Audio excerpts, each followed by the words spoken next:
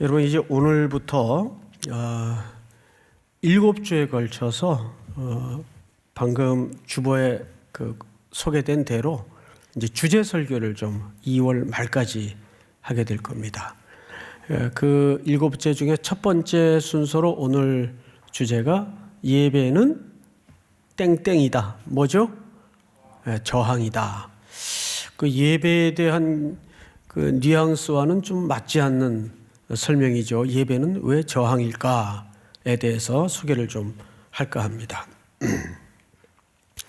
먼저 그냥 단어 개념으로 예자와 배자 이게 무슨 뜻일까?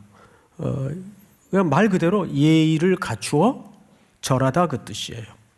예의를 갖추어 엎드려 절하다. 이것이 예배가 갖는 그 단어적 의미입니다.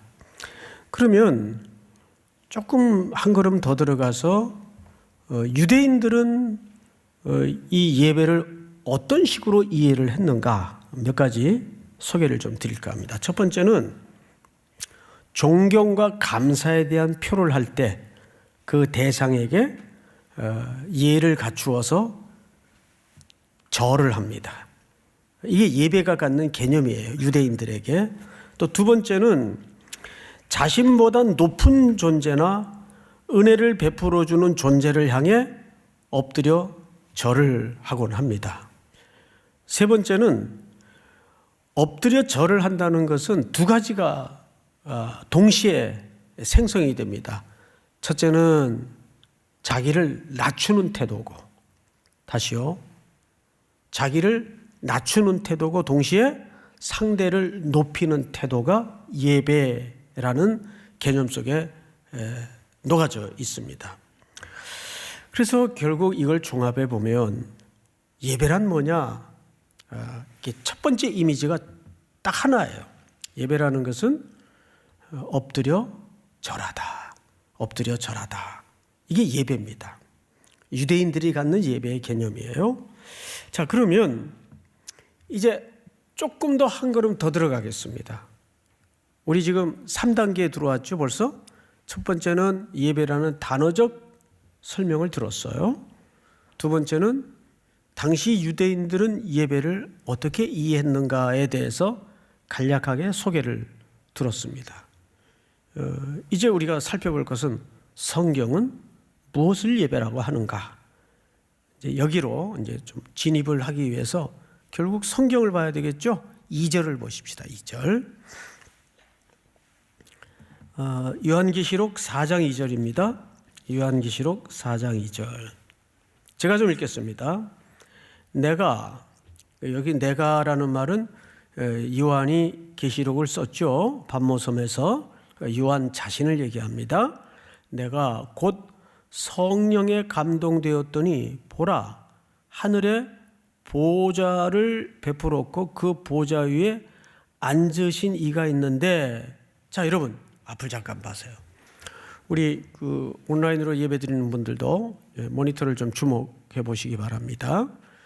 요한이 지금 상태는 고립되어 있고 갇혀 있어요. 반모섬이라는 섬에 유배되어 있는 상태입니다. 그리고 거기서 요한은 아무것도 할 수가 없어요.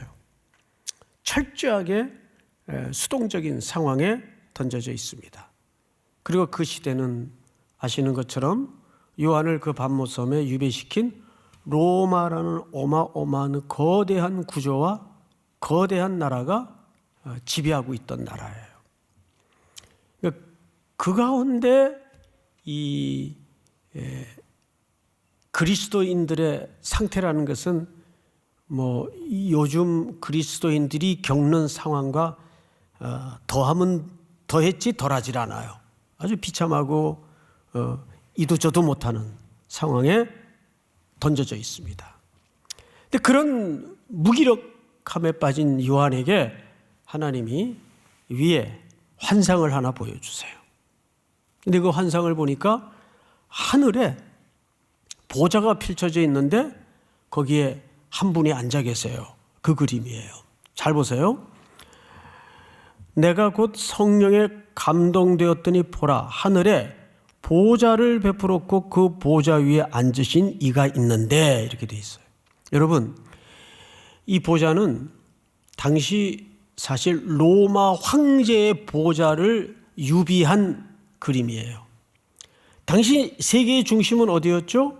로마였어요. 그리고 로마의 중심은 어디죠? 로마 황제가 앉는 보좌예요. 이 보좌는 세 가지 개념이 녹아져 있습니다. 첫째는 통치, 여기서 통치가 시작이 돼요. 두 번째는 여기서 심판이 벌어져요. 그리고 마지막 세 번째는 모든 땅의 영광이 이 로마가 중심부로 자리 잡고 있는 황제의 보좌로 모아집니다.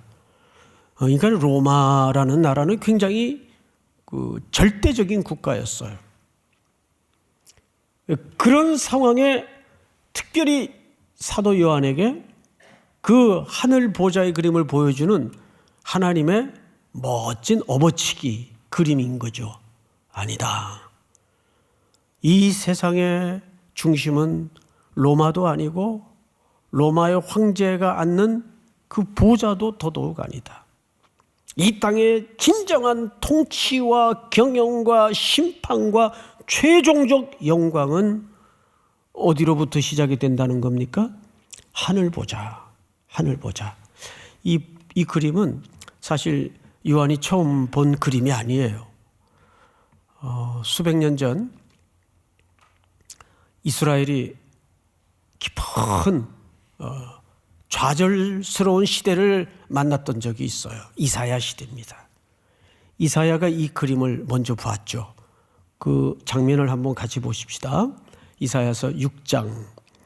우시야 왕이 죽던 해. 여러분, 이 우시야 왕은 무려 50년을 넘게 나라를 통치했어요. 이거 절대 권력이죠. 이때 모든 나라로부터 조공을 받고 땅을 확대하는 최고 전성기를 구가하던 시대입니다. 우시야 왕 때. 그런데 그 절대 권력이 무너진 거예요. 그 우시야 왕이 죽던 해에 나라는 어떻게 됐을까요? 저마다 어깨를 늘어뜨리고 저마다 입에 가짜 뉴스에 불길한 흉흉한 소식에 온 나라가 휩싸였어요. 야, 이제 끝났다. 이제 우리 민족도 끝났다. 절대 권력이 무너졌으니까. 그렇게 진리처럼 의지하던 왕이 죽어버렸으니까 그것도 나중에 무슨 병으로 죽었는가 하면 나병으로 죽었어요. 그게 얼마나 나라가 흉흉했겠습니까? 궁궐 안팎으로 온갖 가짜 홍수의 시대가 떠내려가고 있던 때예요. 예? 그때 한 사람이 고독히 성전에 들어와 앉습니다. 이사야입니다. 그가 하나님, 이 불온한 시대의 상황을 어떻게 해야 합니까? 궁궐 안팎으로 가짜 뉴스의 홍수 속에 온 국민은 좌절하고 있습니다. 그때 하나님께서 우시야 왕이 죽던 해 내가 본 적 이사야가 봤어요. 요한이 오늘 본 것처럼 주께서 높이 들린 보좌에 앉으셨는데, 똑같은 보좌를 본 거죠. 앉으셨는데 그의 옷자락은 어디에 가득하였고? 네, 성전에 가득하였고. 이 성전은 물어봅시다. 하늘 성전을 얘기할까요? 지상 성전을 얘기할까요? 이 땅의 성전을 얘기합니다. 지금 이사야가 좌절 속에 앉아있는 그 성전을 얘기하는 거예요. 그런데 그 보좌에 앉으신 이의 옷자락이 드리워졌는데 땅의 성전까지 드리워졌어요. 무슨 얘기일까요? 이 그림이. 우시아가 이 나라를 통치했던 것이 아니다. 우시아가 이 나라를 경영했던 것이 아니다. 우시아는 역사의 무대 뒤로 사람이 가는 길로 순리를 따라 지나갔지만 여전히 이 땅과 경영은 심판과 통치와 최종적 영광은 어디로부터 시작된다는 거예요? 하늘 보좌로부터. 그런 의미에서 그분이 입으신 옷자락이 지상 성전까지 가득 드리워진 겁니다. 이 그림은 하나의 중요한 한 컷짜리 메시지예요. 여전히 이 암울한 시대도, 여전히 이 절망의 시대도 하나님은 이 땅을 경영하시고 통치하시고 심판하실 것이고 최종적 영광은 그분에게로 돌아갈 것이다. 여러분, 그 사실을 믿으십니까? 확신을 가져야 돼요. 그 그림을 보여주는 거예요. 지금 그 그림을 요한이 또 보고 있어요. 왜? 로마 제국의 시대가 적어도 그리스도인들에게는 좌절과 절망과 답이 없는 시대를 보여주기 때문에, 노답의 시대, 그걸 보는 거예요. 자, 2절을 한번 볼까요? 스랍들이 모시고 섰는데 각기 6 날개가 있어 그들로는 자기 얼굴을 가리웠고 그 둘로는 자기의 발을 가리웠고 그 둘로는 날며. 3절 다 같이 시작. 서로 불며 이르되 거룩하다 거룩하다 거룩하다 만군의 여호와여 그의 영광이 온 땅에 충만하도다 하더라. 그 하늘 보좌의 영광이 하늘에 충만한 것을 넘어서서 어디에 충만하더라? 온 땅에 충만하도다. 이 무슨 뜻일까요? 여러분, 우리가 늘 주문처럼 외우는 유명한 주기도문 속에도 이런 표현이 담아져 있는 걸 볼 수 있죠. 뜻이 하늘에서 이루어진 것 같이 어디에도 이루어지이다. 이 땅에도 이루어지이다. 여러분 믿습니까? 그걸 이사야에게 보여주는 거예요.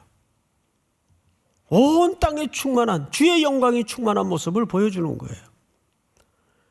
자, 그러면 오늘 본문으로 다시 가서 눈을 돌려 4장 2절을 다시 보십시다. 내가 곧 성령에 감동되었더니 보라 하늘에 보좌를 베풀었고 그 보좌 위에 앉으신 이가 있는데 앉으신 이의 모양이 벽옥과 홍보석 같고 또 무지개가 있어 보좌에 둘렸는데 그 모양이 녹보석 같더라. 그 앉으신 이의 모양이 벽옥과 홍보석 같고 또 보좌에 뭐가 둘렸어요? 무지개가 둘렸어요. 여러분, 성경에서 무지개는 뭐의 상징입니까? 다시는 멸함이 없겠다는 하나님의 언약의 상징이에요. 노아 홍수의 사건을 통해서 우리는 그 약속을 하나님께서 하시는 걸 창세기에서 경험했죠. 그래서 이 무지개의 그림은 하나님이 우리에게 하신 언약을 자꾸 갱신하는 겁니다. 다시 확인시키는 겁니다. 자, 성경을 다시 보십시다. 4절 보세요. 4절. 또 보좌에 둘려 24보좌들이 쭉 옆에 보니까 좌석들이 쭉 있는데 몇 개가 있어요? 24개의 좌석이 있어요. 24보좌들이 있고 그 보좌들 위에 24장로들이 흰 옷을 입고 머리에 뭘 썼어요? 금관을 썼어요. 금관. 자, 이제 이 그림을 좀 설명드리겠습니다. 이게 사실 저녁 예배 시간에 계시록 강의 때 했지만 그때는 그저 이 본당에 온 우리 형제자매들밖에 듣지 못했기 때문에 이 설명을 좀 다시 드리겠습니다. 24라는 숫자는 두 가지예요.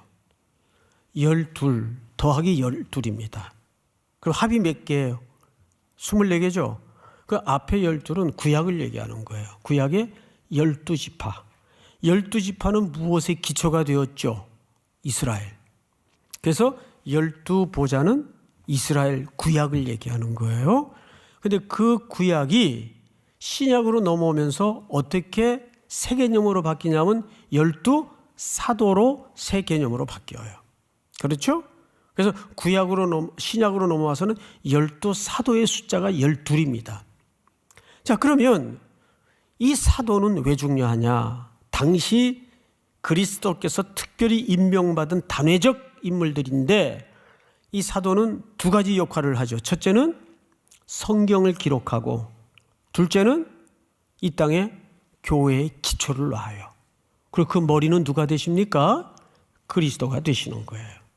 이것이 언약의 성취입니다. 그래서 24장로들은 새로운 이스라엘을 상징하는 대표적 그림이에요. 근데 그들이 전부 뭘 쓰고 있어요? 금관을 쓰고 있고 옷은 흰 옷을 입고 있어요. 이 흰 옷이라는 말은 정결함을 입은 어떤 은혜의 징표입니다. 근데 그 머리에는 금관을 쓰고 있어요. 그러다가 어떤 일이 벌어지는가 잘 보십시다. 6절 보라 보좌 앞에 수정과 같은 유리바다가 있고 보좌 가운데 보좌 주위에 네 생물이 있는데 앞뒤에 눈들이 가득하더라. 여기 네 생물은 이 땅의 모든 것들을 총칭하는 표현이에요. 왜냐하면 4라는 숫자는 동서남북 세상 숫자이기 때문에. 그래서 땅의 모든 것들을 총칭하는 수가 4입니다. 그래서 이 네 생물은 땅의 모든 걸 총칭하는 표현들이에요. 근데 그들이 마지막에 뭐라고 얘기를 하냐 하면 8절 네 생물은 각각 6날개를 가졌고 그 안과 주위에는 눈들이 가득하더라. 그들이 밤낮 쉬지 않고 이르기를 여기서부터 같이 읽습니다. 시작. 거룩하다 거룩하다 거룩하다 주 하나님 곧 전능하신 이여 전에도 계셨고 이제도 계시고 장차 오실 이시라 하고. 네, 장차 오시리 이것은 예수 그리스도를 얘기하는 거겠죠. 자, 이 24장로들이 거룩하다 거룩하다 거룩하다 하면서 지금 누구를 찬양하고 있는가 하면 어린 양 장차 오실 이를 찬양하고 있어요. 그리고 9절 그 생물들이 보좌에 앉으사 세세토록 살아계시는 이에게 영광과 존귀와 감사를 돌릴 때 여기 영광과 존귀와 감사를 누구에게 돌려? 보좌에 앉으신 이에게로 돌려요. 그러면서 그 다음 액션을 잘 보세요. 10절 다 같이 시작.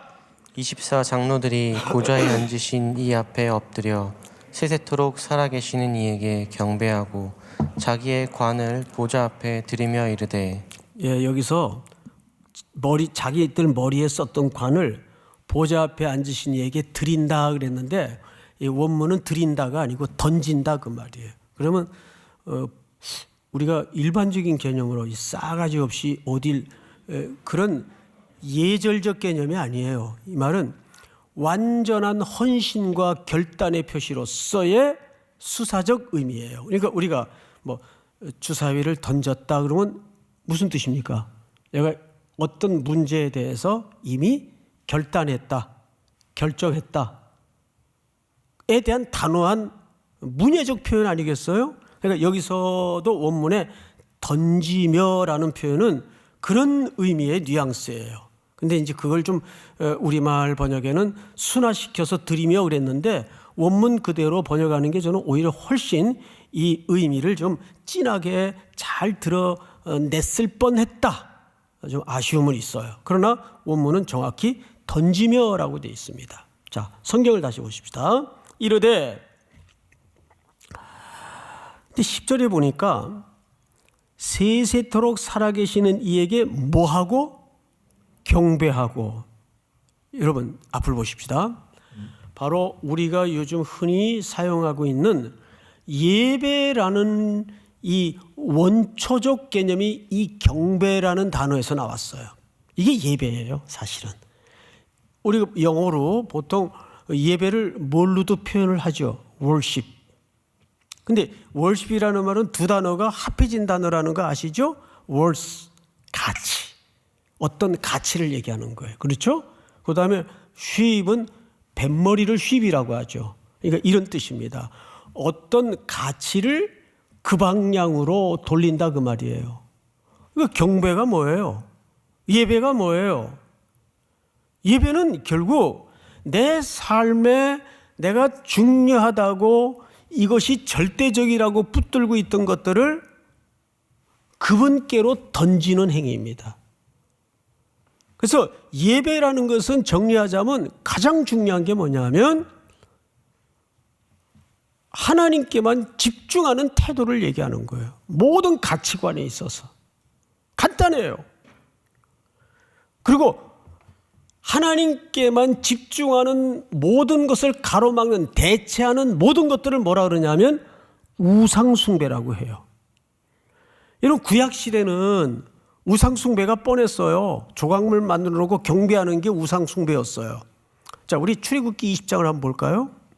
20장을 보시면 너를 위해 새긴 우상을 만들지 말고 또 위로 하늘에 있는 것이나 아래로 땅에 있는 것이나 땅 아래 물속에 있는 것에 어떤 형상도 만들지 말며. 다음 절 시작. 그것들에게 절하지 말며 그것들을 섬기지 말라. 나 내 하나님 여호와는 질투하는 하나님인즉 나를 미워하는 자의 죄를 갚되 아버지로부터 아들에게로 3, 4대까지 이르게 하거니와. 여기 얼마나 살떨리는 표현을 하셨는가 하면 우상숭배는 나를 어떻게 하시는 거래요? 미워하는 거래요. 하나님이 나를 미워하는 자의 죄를 갚되. 그러니까 우리가 모든 삶의 총체적인 영역에서 어떤 가치든지 어떤 것이든지 하나님을 대체하는 모든 것들은 무슨 행동입니까? 하나님을 미워하는 행동이에요. 그게 우상숭배예요. 하나님보다 더 소중하게 여기는 어떤 것, 그거를 우리는 우상숭배라고 얘기를 합니다. 자, 근데 이게 왜 어려운가 하면 우상숭배라는 말은 정의는 이렇게 간단히 할 수 있어요. 그렇죠? 정의를 여기 누가 못하겠어요. 이 설교 한번 들으면 그 우상숭배라는 게 그런 개념이구나. 단박에 정의가 돼요. 근데 더 어려운 게 뭔지 아시죠? 현대 청년들이나 성도들에게는 그 우상숭배가 뭔지를 구분해내는 게 더 어렵다 그 말이에요. 왜 어려운지 아세요? 왜 우상숭배를 구분해내는 게 어려운지 아세요? 요즘 누가 예수 믿는 사람들이, 교회 다니는 사람들이 뻔한 그런 구약식 같은 우상숭배를 하는 사람이 누가 있겠어요? 없어요, 그런 사람들. 그런데 우리의 일상을 가만히 뒤져보면 뜻밖에도 우리도 스스로 속는 가운데 깜짝 놀라서 정신 차릴 때가 많은 게 내가 우상숭배를 하고 있더라고요. 특별히 요즘처럼 온라인으로 예배할 수밖에 없는 이 기막힌 현실 속에서는, 그러니까 요즘의 우상숭배의 그 지름길이 뭐냐 하면 사탄이라는 놈은 선택지를 다양하게 펼쳐놔요. 그래서 제가 금요 예배 때도 잠깐 말씀을 드렸지만 제가 이제 지난주에 좀 읽고 있던, 아직 다 읽지 못한 절반 정도 읽었나요? 전념이라는 책이 있어요. 전념. 그러니까 올인하다 그 뜻이겠죠.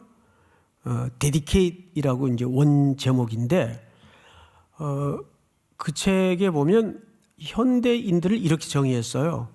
액체 문화에 빠져 있다. 액체라는 게 물 아닙니까? 물. 그게 무슨 뜻인가 하면 물이라는 것은 틈만 있으면 스며들고 자유롭게 번져요. 그렇죠? 예.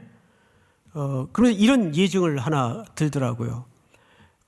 뭘 찾기 위해서 컴퓨터를 탁 켜고 이제 커저를 자기가 쓴 주제에다가 올려놓고 딸깍 하면은 그 주제에 관련된 내용이 딱 하나만 나옵니까? 다양한 장르가 나옵니까? 수십만 개가 떠요. 수십만 개가.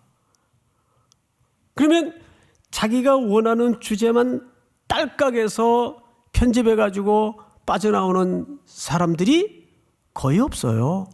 다 3,000포로 빠져가지고 오만 세계의 자료들을 돌아다니다가 그 시계 보면 벌써 1시간 넘기는 건 우스워요. 그러다 보니까 요즘은 전부 멀티가 대세잖아요. 뭐 제 책상에도 그 글을 읽다가 보니까는 볼 게 한 8가지가 돼요. 예? 아이패드 2개 있지, 또 화면 2개 있지, 스마트폰 있지, 또 이거 있지, 예? 노트북 있지.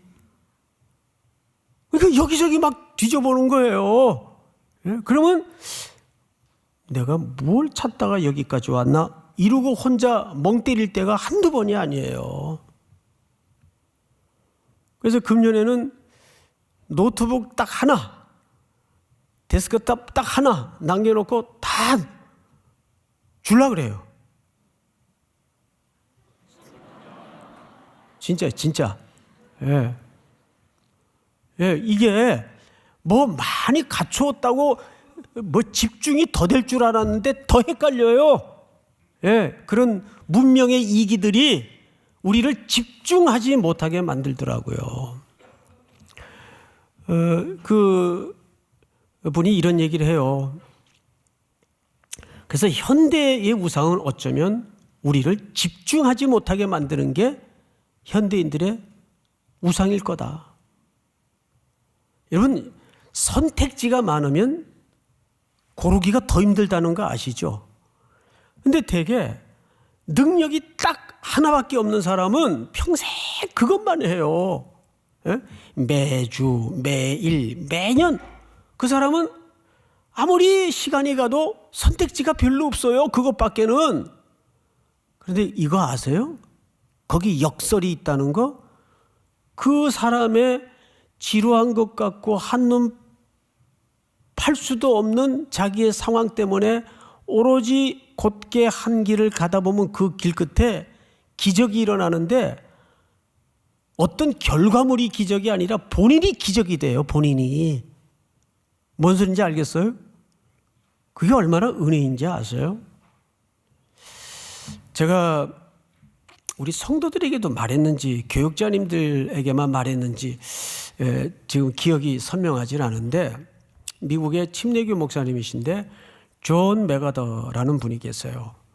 이분이 아주 목회를 한 교회에서 오래 하시다가 지금 연세가 좀 됐어요. 지금도 설교를 하고 계시더라고요. 보니까 유명한 강해 설교자입니다. 근데 초창기에 너무 고생을 했어요. 우선 첫째, 이분의 이 지루한 설교에 교인들이 다 염증을 냈어요. 뭐 귀에 잘 안 들어온다 그러고 뭐 뇌수술 당하는 기분이라 그러고 그러니까 이제 선임 장로님 한 분하고 선임 목사님 한 분이 이제 결탁을 해가지고 이분을 쫓아내려고 궁중용어로 역모를 일으킨 겁니다. 그런데도 어떻게 그 위기를 넘기고 또 그 외에도 여러 차례 좀 목회적 어려움이 있었어요. 근데 그 고비를 다 지나고 나서 이분이 이제 사역을 정리할 때쯤 어느 기자와 인터뷰를 한 내용이에요.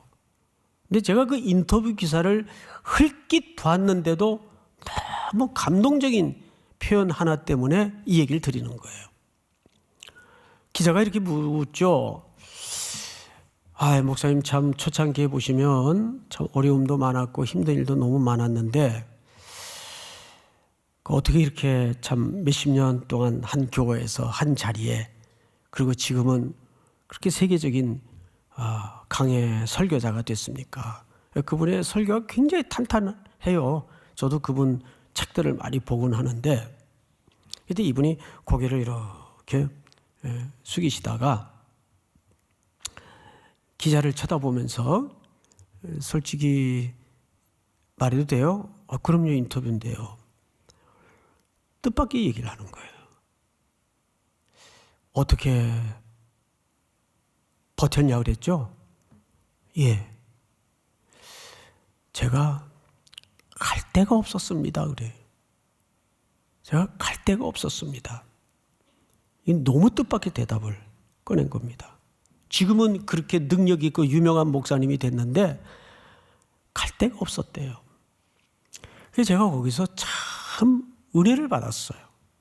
그래, 너무 잘났으면 갈 데가 많았겠지. 에이씨, 내가 여기 아니면 어디 갈 데가 없냐? 저도 지금 갈 데가 없어가지고 10년째. 여러분들이 나가라 그러지 않으니까 갈 데가 없어가지고 10년째 지금 가슴앓이를 하면서 버티고 있는 거예요. 예, 인생의 힘은 진취적인 것도 힘이지만 버티는 것도 힘인 거 아세요? 그 버티는 걸 뭐라 그래요? 그걸 저항이라고 합니다. 여러분, 지금 이 세상이 우리 청년들의 성도들의 가치관을 쓰나미와 같이 휩쓸어가는 이 도도한 시대의 물결 앞에 여러분들은 던져져 있다고요. 그럼 거기서 참된 예배자로 살려면 어떻게 해야 될까요? 앞으로 나가는 건 둘째치고 그 자리에 발에 힘을 주고 버티고 서 있는 게 힘이에요. 떠밀려 다니지 말고. 이해가 돼요, 여러분? 그 시작과 그 출발은 우선 이 형태적인 예배에서 무너지면 다 무너지는 거예요. 그래서 제가 몇 가지 결론을 좀 만들어 봤어요. 그 결론이 뭐냐면, 첫 번째, 예배는 저항이다 해서 첫 번째 띄워주세요. 띄웠네요. 예배는 삶의 현장에서 하나님의 통치와 주권을 인정하는 것이에요. 이게 첫 번째 예배의 저항의 모습이에요. 내가 비록 이 회사에 월급 받고 밥벌이를 하고 있지만 적어도 여러분들은 그 이상을 뛰어넘어서 하나님의 통치와 주권을 거기에서도 인정할 줄 알아야 돼요. 그리고 현대인들의 가장 큰 문제가 에고이즘이에요. 자기 연민, 자기 애. 이 굉장히 심각한 상태입니다. 두 번째. 예배는 모든 삶의 영역에서 누구에게만 집중하는 거죠? 하나님께만 집중하는 거예요. 이것을 우리는 또 다른 말로 뭐라고 얘기를 하냐면 우리는 예배에 관한 하는 옵션이 없어요. 근데 요즘은 뭐 1부서부터 5부까지 있지, 늦잠 자면 또 뭐 3부 예배 가면 되고 옵션이 많잖아요, 요즘. 근데 솔직히 물어봅시다. 누군가 데이트를 하고 사랑을 하는데도 이거 만나고 싶을 때 아무 때나 만납니까? 그렇지 않죠. 서로 약속을 했으면 그 시간에 다른 일이 없는 한은 반드시 그 시간에 준비를 하고 만나죠. 근데 요즘은 장소도 선택을 할 수 있고 시간도 선택을 할 수 있어요. 그러다 보니까 예배라는 것이 그냥 옵션이 돼버렸어요. 다음 항목을 볼까요? 예배는 선택이 아닙니다. 옵션이 아닙니다.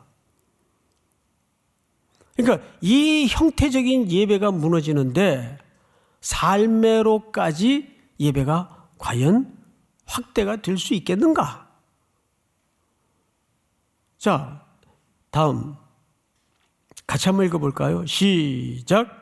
예배의 주권과 통치를 대체하려는 모든 시도는 우상숭배입니다. 네.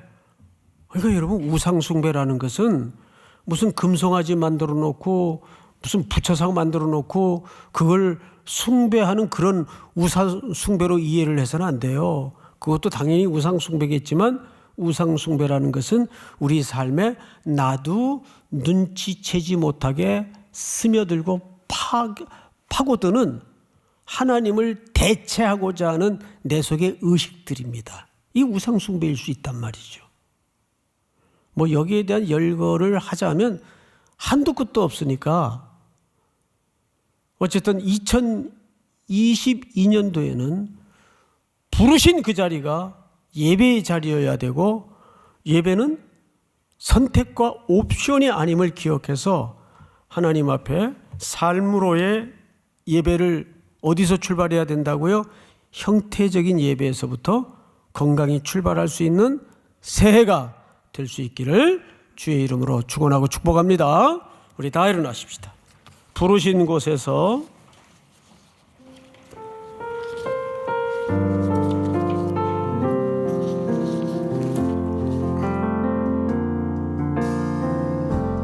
따스한 성령님 마음으로 보내 내 마음을 감싸며 주어지는 평안함 만족함을 느끼네. 사랑과 진리에 진리에 한 줄기 빛보내 내 몸을 감싸며 주어지는 평안함 그 사랑을 느끼네. 부르신 곳에서 예배하네.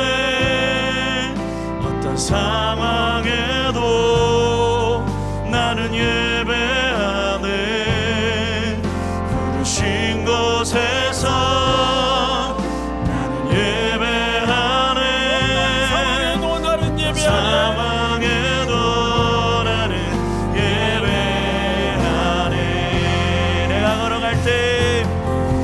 내가 걸어갈 때 살아갈 때 삶이 되는 그곳에서 예배하네. 내가 걸어갈 때 길이 되고 살아갈 때 삶이 되는 그곳에서 예배하네. 부르신 곳에서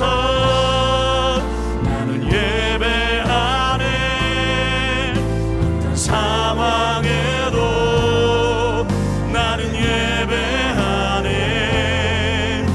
부르신 곳에서 나는 예배하네.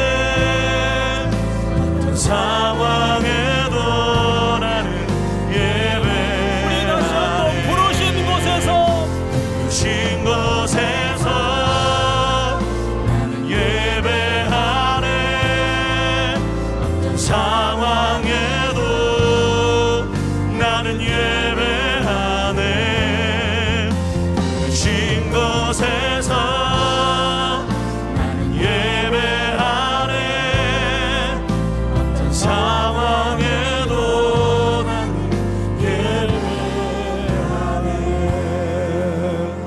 우리 한번 오프라인으로 예배하는 모든 이들이 눈을 감고 한번 기도할 것은, 새해는 내 안에 무너졌던 예배가 본질적으로 회복되게 하시고, 형태적인 예배에도 하나님께 집중할 수 있는 한 해가 될 수 있도록 도와주시옵소서.